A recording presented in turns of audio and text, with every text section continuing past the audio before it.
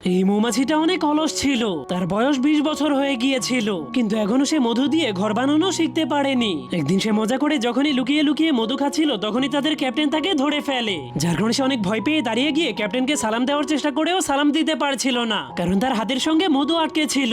এই জন্য সে তার অন্য হাত দিয়ে সালাম দেওয়ার চেষ্টা করলে তার দুইটা হাতই তার শরীরের সঙ্গে আটকে যায়। যার কারণে ক্যাপ্টেন অনেক রেগে তাকে মধু দিয়ে একদিনের মধ্যে বড় একটা ঘর বানানোর আদেশ করে দেয়। এরপর সে বাকি মৌমাছিদেরকে নিয়ে মধু সংগ্রহ করতে চলে যায়। তখন সেই মৌমাছিটা ঘর বানানোর জন্য অল্প একটু মধু নিয়ে নেয়, কিন্তু সেই মধুগুলো এতটাই আঠালো ছিল যে সেগুলো তার হাত থেকে ছুটছিলই না।